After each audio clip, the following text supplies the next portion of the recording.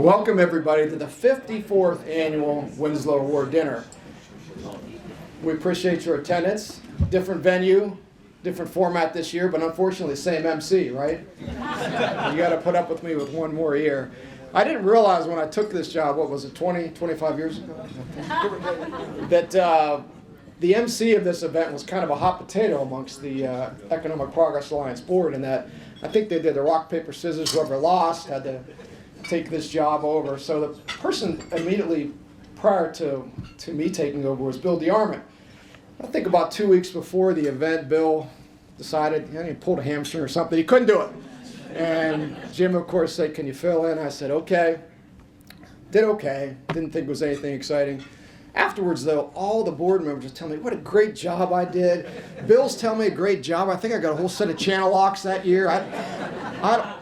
I finally realized none of them wanted to do this again. They wanted me to keep up here, and so they were stroking me a little bit. But so the new format, the GMAD committee spent a lot of literally years discussing whether or not we should deviate from what had been the tradition for a lot of years. And the change wasn't taken lightly. We have folks like over here to my left with Dick Burkhart and Clark Hoffman and the like, which have an appreciation for the history of what was the Winslow day, right? It was golf, change, and came to dinner. And we wanted to respect that. But we also wanted to acknowledge that, maybe times have changed and the commitment for 7, 8, 9 hour day maybe didn't work with folks and their commitments to their family and their businesses. So we decided this year to break apart, right, and have the golf outing and to have this event. And again, the number one concern was to respect the history of the Winslow Award. And I think by separating it, we've actually enhanced that, right? So now this dinner is centered on that and the awarding of that. And the golf outing, which we had earlier, was great. And it was what you would expect from a golf outing, good collegiality. And the other two concerns were attendance, right? Participation from our patrons, and sponsorship. Not that this is necessarily a money-making endeavor, but the sponsorship were indications of folks that are committed to the event and appreciate the event. And what we saw from both the golf outing and tonight is nothing's changed. In fact, we had an uptick in attendance at the dinner that we probably wouldn't have had in the past because we saw some declining numbers for there. So we appreciate your attendance here, and we think this is going to grow. I talked to people today. I was telling Jim earlier that folks are kind of grasping the fact, okay, I can just come to dinner now. And that's kind of an easier commitment of time than otherwise would be. So instead of 7 or 8 hours, I told Kitey he'd be out in 2 hours. So Kitey, you keep your watch on, and we'll get you out in 2 hours. All right, what else do we got here? Let's acknowledge a couple people here tonight, our media here, and I know my good friend behind that camera, Kevin Tomney. If you've ever been to any municipal meeting, the city of Meadville, Vernon Township, Crawford County, you'll see that man behind the camera. Kevin, what has it been, 40 years that you've been doing, 45 years that you've been doing Crawford County Commissioners? We appreciate it. So if you're a glutton for punishment, you could see me live and watch it taped later and see my bad jokes the second time around. Keith Gushert, I see in front of me taking copious notes, as he has for many, many years. Keith, it's good to see you. We have no, I think, TV folks in the house, which is okay. We have some dignitaries, which I think all of us are dignitaries at some level, right?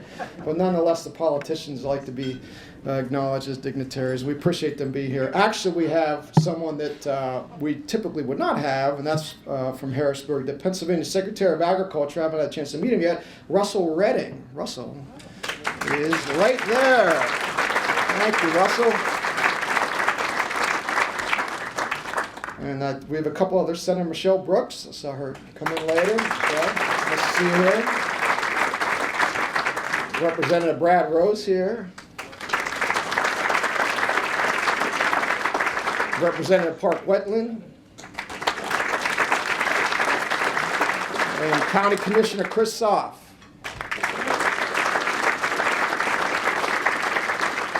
Chris is stepping down as county commissioner at the end of the year, and he's also serves on the EPAC board. He's had a long history of service, and Chris and I actually graduated high school together, and somehow Chris, we're turning 60 this year. I don't know what the hell happened. I don't know how it happened, but we are. So we appreciate your service and your commitment all along. So introducing all these elected officials, we can see that the political season is upon us, and we have our elections coming up on Tuesday. And one of the hotter ones is the election here in the city of Meadville. And one of our candidates that we know, Bruce Lawrence, who runs a local fitness center. Bill Lawrence, what I said, Bruce? That's his brother. I'm sorry, Bill Lawrence, thank you. So I was looking through his website where he's pledging different commitments as to what he would do when he gets on council. And it's interesting that one of those was that he would institute a carbon tax. You would think, but he says no carb tax, carb excess tax, no carbs for him, which I thought was interesting, especially in contrast to what Biden economics wants, which is growth from the middle out. And I thought, boy, those things are kind of in contrast with one another. All right. A couple more on that front. As I'm speaking about Bill, I might as well throw all the bad ones out here, and we'll sift through them as we go. The other thing that Bill proposes is, instead of going through these casting the ballots, counting the ballots, is we just meet noon, Diamond Park, at the gazebo, him and his competitors' arm wrestling contest. I think we get that done much easier than I think that's election reform in its truest sense. And maybe cut to the chase. Speaking of Diamond Park, the other thing I liked coming out of City Council was their agreement to try to close the budget deficit, is always a challenge, is to sell Diamond Park to Rob Smith, which he seems to be buying everything else in town. I figured he'd buy Diamond Park as well. I didn't think that one would go over that well either. All right, last one, and then we'll get going here.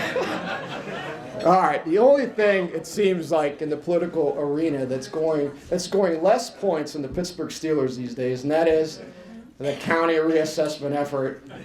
We don't want to see that, and maybe that won't happen here. So, okay, with that, I'm going to have a couple more folks that I'm going to acknowledge here, and then we're going to get to Ken Kuhn, who does a great job with our invocation every year. I'd like the EPAC board members to stand here for a second. If we could stand and acknowledge them all collectively, the EPAC board members. I know we got some here, folks. Don't be afraid to stand up. We can acknowledge all of them.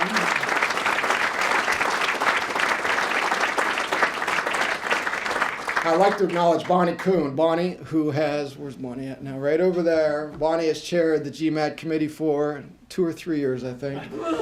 And she does a great job with the EPAC staff, and we'll speak about those folks in a minute. But Bonnie does a great job chairing that committee and doing all of the work that needs to be done to put events like this on, and also help with the golf outing and plan the golf outing, make sure that comes off.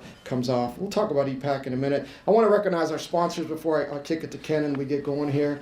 And I'm going to name these by name and wait till the end, and we'll give a applause to all of them. But as I mentioned earlier, the sponsorship stayed the same. And again, it's not a money-making opportunity, but it just shows people's commitment to this event, which we appreciate. So Accutech Precision Aerospace, C&J Industries, Channellock, Kuhn Tool and Die Company, Lincoln Recycling, Northwest Bank, Parker Lord Corporation, and Pasco Tool and Plastics. Big round of applause for those folks.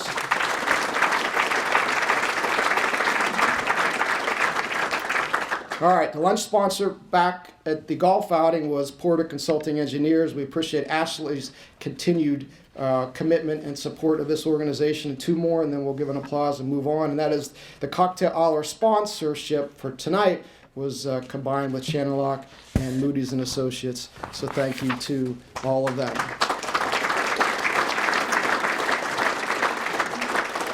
Okay, with that, we're going to bring Ken Kuhn up for the invocation. And after Ken's done, we're going to go right to dinner. And I'm going to get back up. We can all walk and chew at the same time so we can eat and listen at the same time. So I'm going to get the program going on the back end because my man Kite's got his watch on me. We got to get out of here.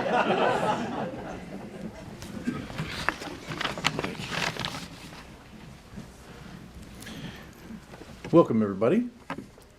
First, I'd like to take a moment in remembrance of a past Winslow Award recipient, a member of the EPAC board, and a board member of the former Meadville Area Industrial Commission, Larry Arntz, who passed this last year.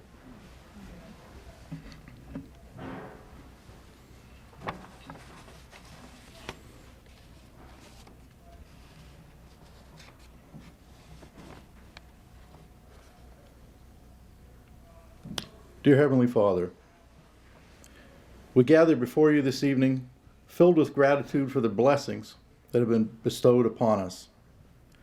As we come together for the Winslow Award banquet, we ask for your presence and guidance.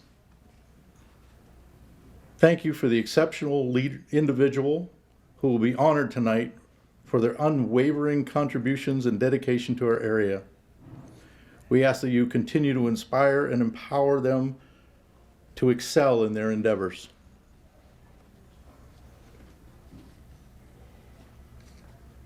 May this event be a celebration of the achievements and accomplishments of the past Winslow Award recipients, and may it serve as an inspiration for all of us to strive for excellence in our own lives.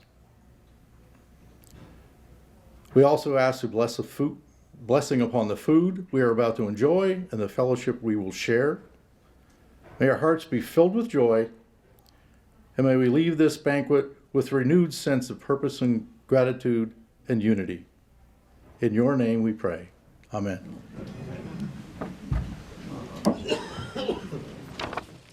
Again, we appreciate your attendance here. I think this is good. The splitting of the events, I think, makes a lot of sense. And it is interesting that all our politicians showed up today, which in the past they usually sent surrogates. Sent somebody from their office, which I always thought was an amazing thing to implement in life, right? So say your wife comes to you and says, I want to go, we need to go to the second cousin's wedding. You're like, no, I'm good here. I'm going to send a surrogate. They can go to that. Things you don't want to do, you send a surrogate. But they all showed up, so I appreciate it. I'm glad you're here. And I'm glad you could take me poking a little fun. Our host tonight is the Economic Progress Alliance. As most of you know that organization, some of you better than others. If you don't know the organization that well, call Jim or Angela. They got a ton of time. They'll sit with you as long as you want. They'll talk to you. They'll explain it to you. They got nothing else to do. They'll hang out a little bit. On a serious note, really two functions, multiple functions, but two areas that we'll talk about here as to what the Alliance does. And first of all, their day-to-day business. I'm going to read this stuff because I think it's impressive, and it'll only take a minute here. They manage 5 industrial parks with over 50 tenants and employ over 1,000 employees. And those industrial parks, for the most part, are brownfield sites. What does that mean? That means they're environmentally challenged and contaminated. And without this organization and its predecessors, these things will be sitting there, as you see in other communities, and not being reused. It's really an amazing thing for this community to have this, because many communities, and you just got to go to, it's not that far away, and I don't need to name those other communities, where you can see these brownfield sites that are sitting there fallow and nothing happening. But yet here in Crawford County, we have the reuse of these communities, and it's primarily because of the EPAC and its predecessors. They also conduct 60 business visits annually. I guess they come just say hello, right? Shake their hand, just hang out. Yeah. They manage several $1 million of small business loan portfolio, which I'll get to in a minute. The Entrepreneurial Spirit is one of the engines and one of the abilities to enable entrepreneurs to move forward is a loan pool that the Economic Progress Alliance has. It's usually a supplement to their primary commercial loans, but yet it's a critical part to enable folks to get up and get going and to achieve their dreams. They completed the installation of a natural gas main line and broadband to the Keystone Industrial Park. If you've ever been to the Keystone Industrial Park, it's like the Wild Wild West down there, man. I don't know where I'm going when I'm there, to be honest with you. It's Greenwood Township. Anybody been there? No. If you don't come back, if you're there, you don't come back. But there's actually going to be an industrial park there. There's one spec building that has been bought, that has been constructed, sold. There will be, right, Jim, an industrial park of some value in Greenwood Township. Who thought, right? All right. They also coordinate efforts to replace a training delivery system for local manufacturers. How about this? Whenever you hear about a project here in Crawford County, whether it's expansion of an existing building or whether it's a new project, I guarantee the Economic Progress Alliance is involved, whether leading or whether supplementing, doing what needs to be done. And I'm going to throw a few out here because they're all significant. And it's amazing for this small community to have these millions, we're talking about millions of dollars that have been put in some of these projects. It's impressive. First, a rail upgrade project at Post, the former Ainsworth, and then Smuckers, and now Post. $3.5 million, just throwing these numbers out. And I'll say this, and I'll pause, because we have our political folks here. The political folks that we have here, and I poke fun at them, but they have been extremely supportive of this organization and these projects here locally. And that is emblematic of them sitting here tonight, right? I'm sure they got a lot of responsibilities. They want to sit home and watch the movie of the week on Lifetime, whatever. They're here tonight supporting these efforts, and that just shows that not only do they do that with their checkbooks or with the government's checkbooks, but they do that with their personal appearance here tonight. Meadville Medical Center, we've seen this, a little more public project, right, on Vernon Place, the Economic Progress Alliance playing a role in that, and that's 4.7 million. Again, these are big numbers for a small community such as ours. French Creek Development Project, been ongoing, $1.5 million Bessemer Trail development, so there's going to be a trail along the French Creek down along Bessemer. That's happening. We've heard a lot about that project, and that is going to happen. It's going to be interesting and I think a real opportunity for growth for our area. Business expansion projects. How about these? Progressive Tool, optical filters, Voodoo Brewing, C&J Plastics, and Vitro, all multi-million-dollar projects, again, here in our local area that the EPAC is providing a role in all of those. Okay. What else we got? So, before we get to our main speaker tonight, I was thinking about what our theme for the evening has been. We've been through some challenging times as recently the last couple of years. But what struck me, and I had two events yesterday that kind of coalesced into what I think is maybe the theme for tonight, and I think it's a good segue into both of our speakers. And that is, I was walking down Chestnut Street, and I was from my office, which is down on Market Street, so I was walking up Chestnut Street, and I noticed every storefront pretty much is full. And if folks have been around for a while, 5-10 years ago, that wasn't the case, right? It was a depressing sight mostly along that main street. And yet there were storefronts that are all filled, which I thought that's really interesting. And then that night when my wife and I, I'm happy to have her here finally tonight to my right, when her and I have 5 minutes after we put our 6-year-old, which is also here, maybe the youngest attendee of the Winslow Award dinner ever, we have our 5 minutes before we pass out after we put him to bed, watching the Shark Tank, right? And all of you have seen the Shark Tank, right? It's just entrepreneurs. It's folks that all shapes and sizes and from all parts of the country selling all different services and products. And I made the connection. Chestnut Street in particular, and maybe our area in general, is a microcosm of that entrepreneurial spirit. Every storefront that you walk by on Chestnut Street, you don't think about it. There's a storefront, there's a business owner in there that is most likely their livelihood, right? That they have taken the risk. A lot of them, who obviously maybe had jobs before, had a steady income, they decided to pursue the dream, right? Be an entrepreneur, be a business owner. And a lot of folks in this room are business owners, or they support business owners, whether they're accountants, whether they're bankers, right? Whether they're attorneys. There's a couple of us in the room. We actually do some good things, right?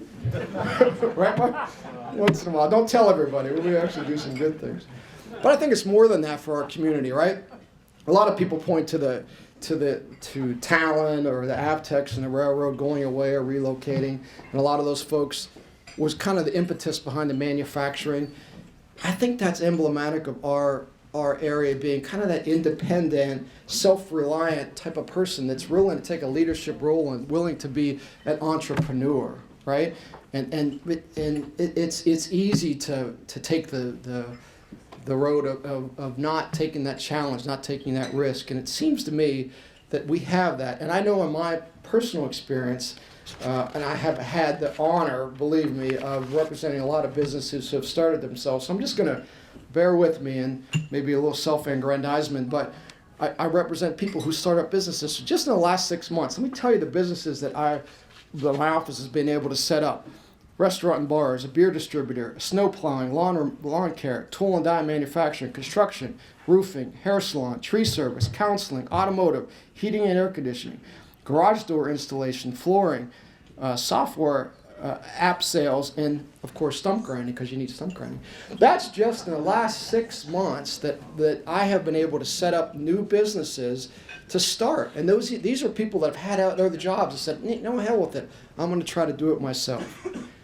So how does that tie into what we're doing tonight? Well, we have 2 speakers, one you know of, one you don't know of. The Winslow Award winner, as you will hear more in depth, is emblematic of that entrepreneurial spirit, and emblematic of the family component of an entrepreneurial spirit, which is another component of our area, which always amazes me. The multi-generational ownership of businesses is a great thing, and it's a great thing to be part of in whatever capacity you can be a part of.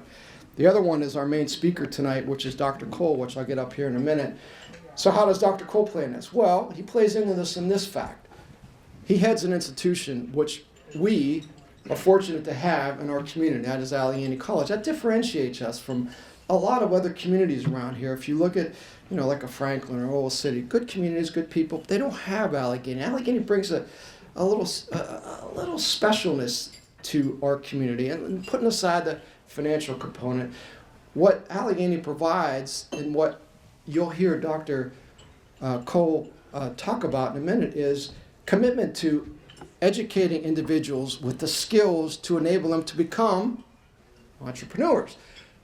To be able to talk to the shop floor guy, to be able to talk to the hourly worker, and yet be able to talk to and interact with the CEO of a customer that's in Minnesota, that's in Connecticut, that's in wherever. Those skills that Allegheny is disseminating, is educating their students are the next generation. And you'll hear about Dr. Cole and Allegheny's commitment to that effort. So you can read Dr. Cole's bio in the program tonight. I'm not going to repeat that, but I'm going to bring up 3 things before I bring him up that aren't in there. The first is this. Many of you don't know that Allegheny owns a house on Jefferson Street, and that house is reserved for the president of the college to live in. And Allegheny has always hired someone, obviously, from outside of the area to come in and live in that house. Well, guess what? Dr. Cole doesn't need that house. He lives here. He lives in this community already. That's important. I've seen a lot of presidents of Allegheny College come and go. I graduated from Allegheny. One of the presidents while I was there was Raymond Schaefer, right? Which is the namesake of my law firm. But those folks came, for the most part, with the exception of Governor Schaefer, and in that time he wasn't living around here. They weren't local people. He is. He's a local person. You can't overstate that, right? I've talked to, met, and known all of the presidents. They have, and I think that they were genuine in their desire to have a connection between Allegheny and the community. But then they had very success. But as you'll hear from Dr. Cook, I think he's putting he's walking the walk, and I'll leave that to him. And finally, so before I bring Dr. Cook up. Or Dr. Crooks, I'm sorry, Dr. Cole up. Don't think that you can challenge my man over here. Because he, and this goes back a day or two, he is a black belt in the Korean martial arts of Tang Soo Do. So he's not your typical college professor, let me put it that way. So you may disagree with his views, you may disagree with his positions, but I wouldn't take him to task on that. So with that, that's a long introduction, right? Well, with that, I'm going to bring up Dr. Ron Cole as our featured speaker tonight. Dr. Cole.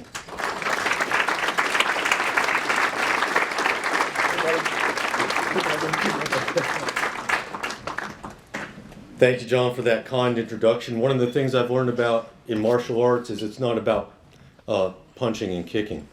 It's all up here. And it's such a pleasure to be here. Thank you again, John, for those kind introductory remarks. And thank you, Jim Becker and Angela and the Economic Progress Alliance of Crawford County for the chance to join you this evening to speak about what I believe is an intersection between higher education and economic development. And thank you, everybody, for your kind attention. By trade, I'm a geologist. I used to teach geology at Allegheny. My sense of time is very different. I'll try to keep this less than the Jurassic period. And so I'd like to start out by asking you to imagine a student from rural western Pennsylvania, or from anywhere in the U.S. for that matter, attending Allegheny College, having a co-op or internship experience in emerging technologies, and upon graduation, finding a career and a home right here in Crawford County.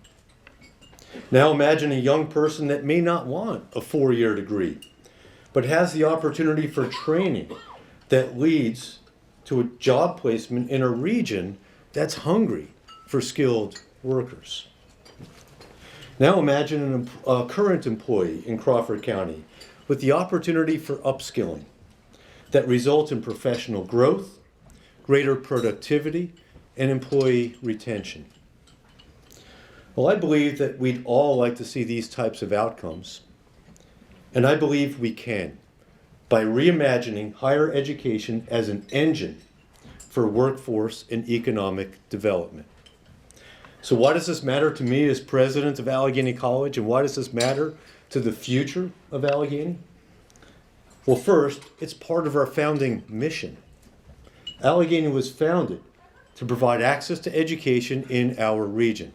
I'm proud that we're a national college right now, but we're still invested in our region. Second reason why Allegheny's role in economic development matters is because the landscape of higher education in America has changed, and schools like Allegheny are facing headwinds. These headwinds include enrollment pressure because of fewer traditional aged college-bound students, and include questions about the value proposition of higher education. So we in higher education have work to do. We need to be clear about our value with affordability and a return on investment. I'm proud of what Allegheny is doing in this regard. In a recent ranking published by the New York Times among the most selective colleges in the country, Allegheny is first in Pennsylvania and 32nd in the nation for economic diversity and for access for lower income students. And we continue to build on this with our commitment to Access program, which offers free tuition for students that are Pennsylvania residents with a family household income of less than $50,000. We also have significant merit-based and need-based scholarships so that the average cost to attend Allegheny is about the same cost as Pitt or Penn State. And so here's where I can use your help with some of those headwinds. If you know of college-bound students in our region, please let them know that Allegheny can absolutely be an affordable option. And after I get through the next few minutes, I hope that you'll also help me as ambassadors for the value of an Allegheny education, and more broadly, for the value and importance of education at schools across our region as part of our economic development. To make this point, let me start with a story about what I learned from industry leaders. Years ago, I reached out to a few leaders that I knew in business and industry to ask about opportunities for student internships and other partnerships. What I heard was stark and revealing. I'll sum it up like this. You're Allegheny, you don't have anything we need. So I realized I was asking the wrong question. I started to then ask, what do you need? I also made clear that while I may not know much about a particular industry or business, we at Allegheny know a lot about how to shape and deliver education. And here's what I learned. what I learned is that there was a tremendous need for workforce development, which in a way is education. And those needs included a range of technical skills in computing and emerging technologies, along with skills in communication, quantitative reasoning, and problem solving. Much of what we already do at Allegheny. But that I didn't know was a need in our region, and that we at Allegheny and in higher education more broadly hadn't really worked to show our local industry and business community. So this showed me a few things. It showed me the value of listening and then building relationships to dismantle assumptions, and fueled my motivation to launch what would become the Allegheny Lab for Innovation and Creativity, or ALEC. That was launched in fall of 2019 to make a tangible commitment and connection between Allegheny and industry in our region. So ALEC launched as a space on Allegheny's campus to educate students about things like digital fabrication and design tools. The ALEC initiative is expertly designed and led by Byron Rich, Assistant Provost for Academic Innovation and Chair of the Art Department at Allegheny. Many of you have probably had the chance to meet Byron. He's been doing considerable work to build relationships and to understand the needs of industry partners, informed by his own experience of coming up through the trades, as he said. Allegheny is also a member of the NTMA, and Byron is on the NTMA Education Committee. So I want to thank Tammy Adams and the NTMA for their support and partnership. So ALEC on Allegheny's campus includes a CNC machine, laser cutter, 3D printers, and a high-end computing lab. So this is a hands-on space used across disciplines, ranging from computer science for robotics and software design, and then to art for industrial design. And as part of ALEC, we've launched co-op courses taught by local professionals, including topics that range from marketing and community planning, creative technology, and fundamentals of 3D modeling. We've also launched micro-credentials that include digital content creation, software development, programming, and data analysis. And you may have already learned about our new majors that we launched this fall, thanks to the work of our faculty and Provost Angela Haddad here tonight. Majors in industrial design, software engineering, data science, and public humanities. And more broadly, we're now including career advising for students, thanks to Brian Collingwood, Executive Director of our Career Center.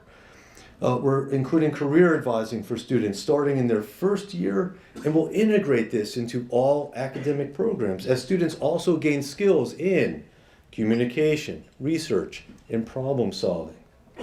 All of this provides Allegheny students with applied skills as part of a rigorous liberal arts education, helping them enter the workforce with immediate impact.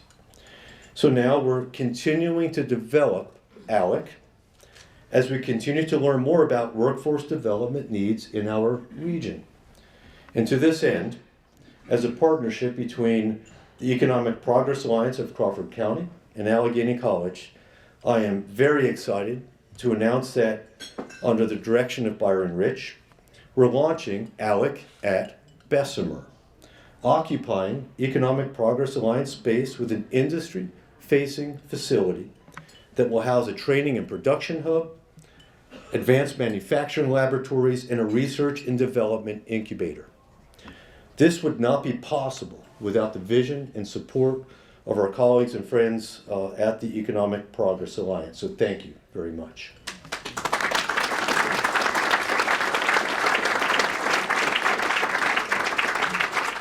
Let me tell you a little bit about ALEC at Bessemer. ALEC at Bessemer is being outfitted with 5-axis CNC machining, electrical discharge machining, additive manufacturing, mechatronics, and high-end computing to mimic real-world environments to provide off-site training and onboarding opportunities for local businesses. All of this driven by the insights and needs of industry and business in our region. Based on these needs, we'll be offering workshops this fall for local workforce, workshops in business leadership, industrial electrical systems, 3D design, and Microsoft Excel. I think those went live for sign up today, and those courses will be offered in early winter. Other workshops being developed include quality assurance, business communication skills, automation integration, costing accounting, and measurement, blueprint reading, and tolerancing. Again, all based on what we've learned about workforce development needs in our region. And I hope that you'll share my excitement that this positions Allegheny College at the intersection of liberal arts education and emerging technologies with a focus on workforce and economic development. In addition to ALEC and advanced manufacturing, Allegheny continues to explore partnerships in other areas in health and wellness, sustainability, and arts and culture, all connected to economic and community development, thanks to the work that Andy Walker is helping to lead. Well, so far, I've focused on Allegheny because this is the school that I know best. But it's important that I emphasize important work of other educational partners contributing to workforce and economic development in our region. On Monday, I had the pleasure of visiting Pitt-Titusville's Education and Training Hub, which is a model, I believe, to accelerate workforce development through partnerships between Pitt-Titusville, Northern Pennsylvania Regional College, Swanson School of Engineering, and the Brockway Center for Arts and Technology. Pitt-Titusville and Allegheny are also working on establishing or thinking about exploring partnership opportunities. I'm inspired by the pathways through the hub and the work that I've seen there that includes manufacturing, nursing, and early childhood education, all areas in high demand in our region. Last week, I had the pleasure of touring our Crawford County Career and Technical Center. It had been a few years since I was able to walk through the facility, and there we explored possibilities for partnerships with some of their programs in Allegheny. And I'm inspired by their recent upgrades and investments, some of those investments made by local businesses and industry to help support that program. Erie County Community College is strongly committed to affordable workforce development with 2-year and certificate programs in areas of business, management, information technology, and manufacturing. You may also be familiar with the Northwest Pennsylvania Beehive Network. That's a collaboration between Erie County Public Library, Penn State Barrons, Penn West Edinburgh, Gannon University, Mercyhurst University, and Allegheny College, with the purpose to offer a range of services to assist business development.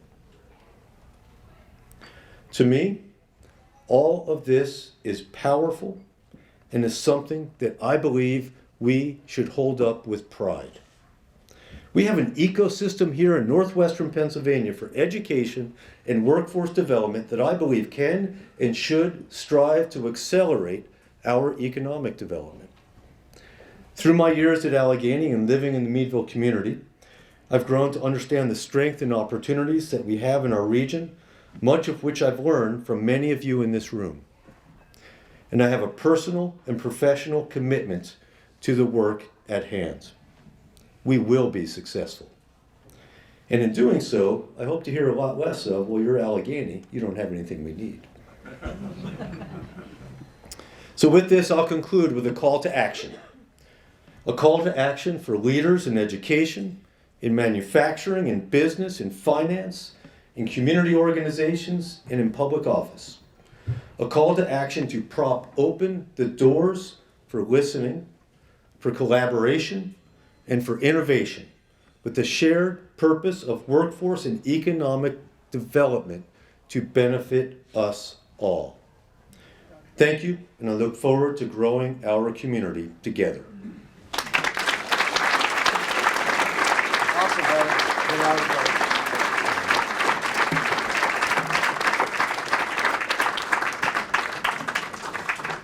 Well, I tell you what, from a Meadville or Crawford County business perspective, you couldn't have heard more welcoming words than that. That's awesome to hear that connection.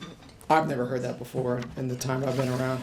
So a couple things here we're going to deal with, and then we're going to have the Winslow Award And we're going to get out of here. So I forgot to acknowledge the dinner sponsors, Optical Filters and Steptoe and Johnson. Brian and Glenn are right here, so I appreciate both of those folks.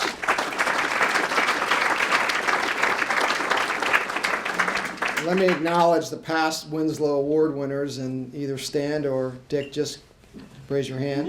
And we'll give an applause at the end here. Charlie Anderson, Charlie's here. Dennis Frampton, Clark Hoffman, Dick Burkhart, Rob Smith, I'm not sure Rob's here, Don Clausen is here, Doug Peters, I just saw Doug, and the companies, Channellock, Allegheny, CNG Industries, and Westbury United Retirement Community. I know Larry's here, and Armstrong.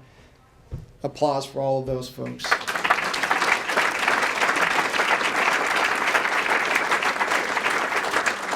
I'm now going to bring up the president of the Economic Progress Alliance Board. He's going to help me here to not talk so much so you can hear somebody else, to give out the award that we're here for. Joe, good to see you. Joe Ledford. Good to see you. All right. Thank you, John. It's a pleasure tonight to bring up this 54th award dinner here. The Winslow Award was first presented in 1969 to Dr. Harry Charles Winslow, a recognition of his 85th birthday, and has been named in his honor. Dr. Winslow was a local physician, businessman, and a community activist who was instrumental in the organization of many local businesses and charitable organizations. His service to community and economic development set the standards to which all Winslow Award winners are compared, and this year's recipient is no exception. The Winslow Award honors the group, individual, business, or industry that has made a significant contribution to the economic growth of the greater Meadville area. Known for its progressive approach and continued innovation within its industry, our recipient had humble beginnings. This company got its start in 1963 with $1,000 scraped together to purchase Crown Vetch, which was then planted on 5 acres of family farm. The following year, our recipient expanded to 60 acres and made its first big sale. Soon customers included U.S. and state highway departments, municipalities, and land developers were all using the plant for erosion control and roadside beautification. In short order, the growing enterprise was able to purchase the 180 acre property in Crawford County that our recipient still calls home. The business continued to expand until a downturn in the Crown Vetch market in the early 1980s. Recognizing the limited growth potential and expanding use of native plants in the environmental industry, the company eventually changed its name and redirected its focus to identifying and producing native species. What began as 5 acres of Crown Vetch has grown to over 10,000 acres of native grasses, wildflowers, and a specialization in custom mixes for wetland mitigation, restoration, and wildlife habitat, as well as bioengineering materials for soil stabilization. Always in pursuit of innovation, our recipient also began to explore developing native grass biomass for energy production. In a characteristically gutsy move, the company built its own state-of-the-art facility to process swarm season grasses, and the design and construction of a grass-only pellet plant followed. The plant was completed in 2012 and continues to produce diversified grass pellets for numerous agriculture applications, as well as uses in the Utica and Marcellus shale oil and gas fields. With a strong emphasis on continued education in order to foresee diversification opportunities and meet future demands, our recipient is a member of several trade, professional, and conservative organizations, including American Seed Trade Association, Botanical Society of Western Pennsylvania, International Plant Propagator Society, Pennsylvania Environmental Council, and Western Pennsylvania Conservancy. Our recipient is recognized by its peers as an authority in agricultural practices, often invited to participate in the greater conservation within the industry. In 2017, the company's president was named to a new 25-member advisory board made up of agriculture and associated industry leaders from across the Commonwealth, with the aim to support Pennsylvania's agriculture economic development by facilitating engagement with the private sector and fostering opportunities for productive partnerships. However, the importance of ecological and environmental sound practices extends beyond mere business. As a true steward of our land, our recipient is seen as a literal trailblazer in recreational conservation. Starting in 1975, with the purchase of 5 miles of abandoned railroad and its later donation to the French Creek Recreational Trails by our recipient's founder, the resulting multi-use trail has become a community asset that drives recreation, tourism, and economic benefit to our region. An additional 8 miles of trail that extends to Connie Lake will soon be completed, further solidifying this trail as a keystone feature for ongoing regional revitalization initiatives. Under the visionary leadership of the company's namesake founder and the continued operation as a family-run business with nearly 80 employees, our recipient is recognized as a pioneer in the agriculture industry and is now the largest native seed producer in the eastern United States. Please join me in congratulating the 2023 award recipient, Ernst Conservation Seeds. Nice job, Joey. Oh, that ain't easy, man.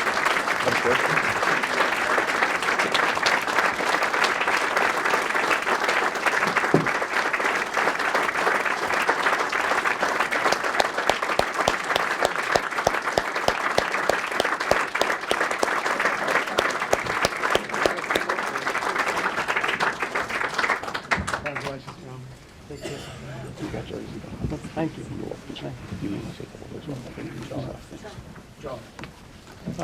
I want to invite my children to come up with me because they're part of the future of our company.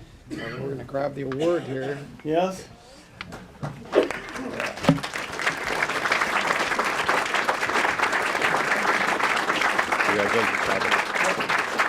Let them get in here.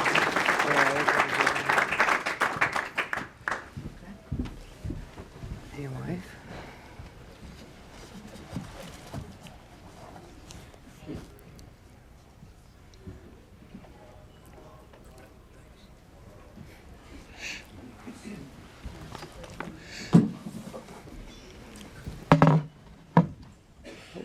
You know, while I'm here, since I represent the other part of the county, being the weed farmer, I want to report to Russell because Russell came from Harrisburg to see what's going on in Crawford County.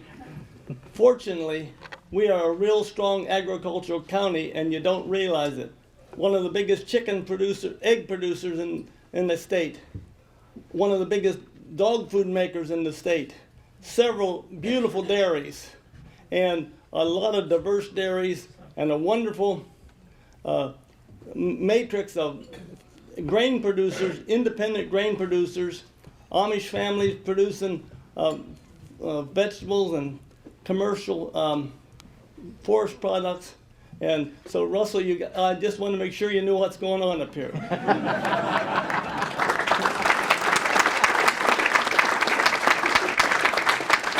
Thank you very much for this honor. You know, they were talking about Crown Vetch tonight again, and I almost forgot that we grew Crown Vetch at one time. It's kind of amazing to me.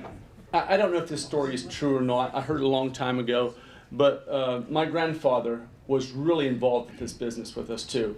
When my dad started the Crown Vetch business, he was his main top salesman, and he was a people person and talked to people about everything. And my dad, all my life, has been really big as far as like, you never asked how much anything cost because you just had to do it. And there's a story once that my grandfather was listening on the phone while my dad was talking to this salesman for the Alice Chalmers dealership that sold these combines. And my brother and I remember them as we were young. They were G combines, the biggest combine in the world at the time. And well, at least we thought they were. I suppose They were the largest in the world. They were the at biggest in time. the world Yes. at the time. And my father called the dealership and he says, we need one of those. Because the Crown Vetch was really hard to process with these smaller combines, and we needed the biggest one in the world. And he got off the phone with him, and this is what I was told. He got off the phone with him, he says, my grandfather looks at me and says, what, do you think one's enough? And my grandfather was always very conservative. He couldn't imagine buying anything brand new like that. My dad picked up the phone again, called the guy, and said, hey, we need 2 of these.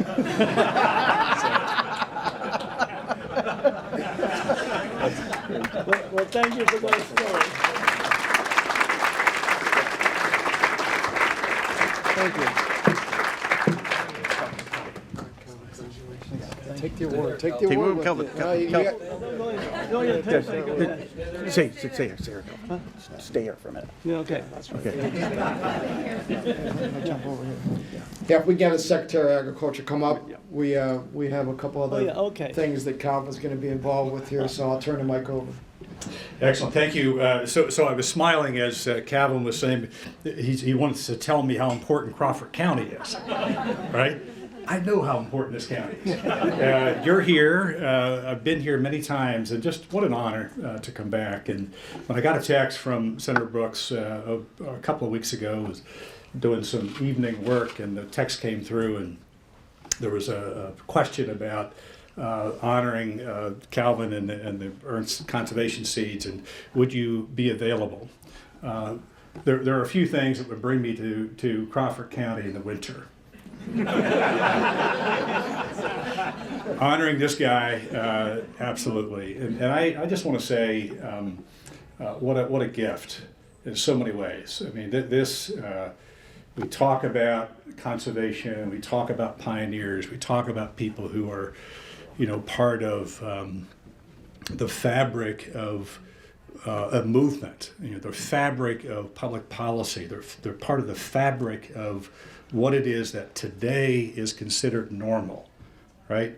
This guy, started out sleeping in a greenhouse, right? He slept in a greenhouse as a student at Penn State, right? Breeding, studying, thinking, acting, and now all of these years later, we stand and recognize him for the work that he has done and the family. And I am always in awe of what they know about plants, what they know about genetics, what they know about what's a native plant and a pollinator in warm season and cool season. These are terms that we throw around, but these are the folks who really developed it. And you can go anywhere in this country. I was all the way out in Wyoming. And what did a farmer say? Do you know the Ernst Conservation Seeds? Right, I am 2,000 miles from here. And they know Calvin. They know this family. So tonight we celebrate that and we honor, and it is emblematic of the Winslow name, that somebody in this state, in this county, is a pioneer in one of the most important areas of our development on the plant science. But I think it has set the stage for the future in the years to come. What we do with plants, what we do with soils, what we do with pollinators, and what we do with the cover of this land and this world will define our future. That is Ernst Conservation Seeds, and that's Calvin Ernst. So tonight we honor you, we say thank you for the work that you've done, and I really appreciate the family and the commitment that they have made. And one final point, as busy as these folks are, every time we ask them to do something, this is a master farmer. They hosted us a couple of years ago. We asked them to serve on invasive species councils and Team Pennsylvania Foundation for Economic Development. They drop what they're doing and they come to Harrisburg, right? That's a commitment. That's not just sort of do it here. They're sharing that knowledge statewide and across this nation. So on behalf of the Pennsylvania Department of Agriculture, thank you. Senator Brooks, thanks for the text. I'll call you up, please, right? Please join. But thank you. And as the Senator is coming forth, Calvin, I'll just give this to you, but this is a greetings and a proclamation on behalf of the department recognizing your work over the years and tonight. So please, Senator, come forward.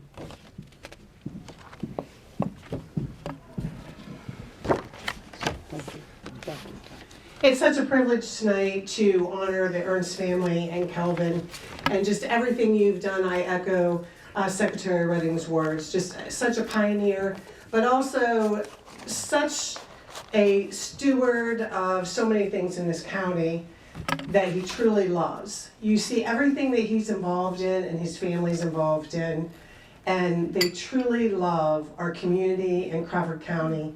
And I'm just so blessed and so happy to be able to celebrate you, your accomplishments, and to congratulate you. And Secretary Redding, I want to thank you for making the trip.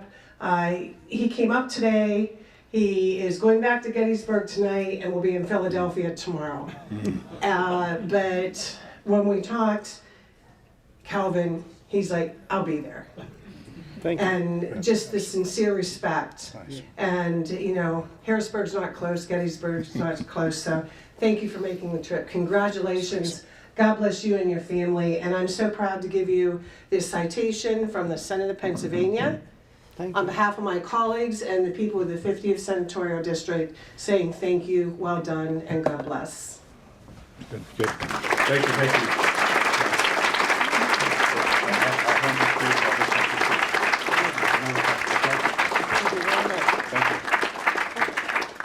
Thank you. Okay. No, here, let me get, There you go. you hold that one. And can your family come back up very Yeah, quickly? oh, yeah, Thank okay. you.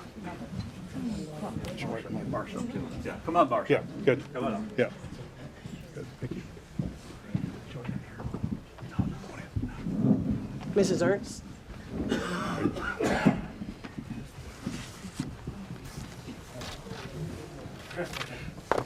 Tim?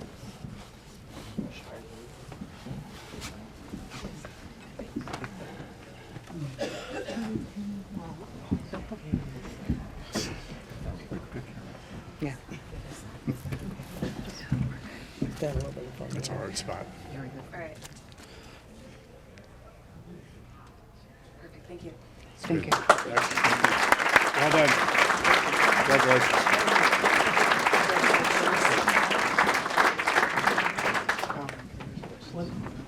One last thing, Russell.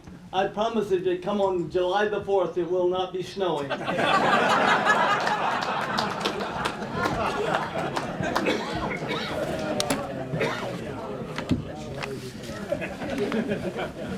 Okay, folks, I'll tell you what, I'm not sure what's more impressive here. I mean, that's kind of, this is moving, right?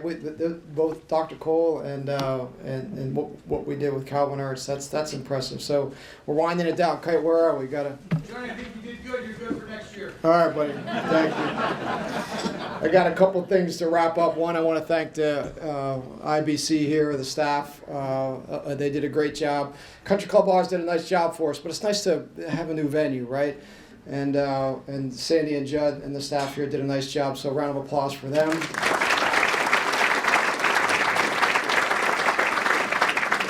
The most important thing is I tell all award recipients when you receive it is to thank one person. And who is that one person? Andy Walker, who's that one person? Your wife. And my wife and my son are here tonight, so I want to thank them both for appearing. Jace may be the youngest attendee of the Winslow Award, so he's here. So nice for him, microphone. Thank you. And there's one person in this room that has been to all 54 of the Winslow Awards, and he is here tonight, and that's Mr. Richard B. Burkhart, right over here.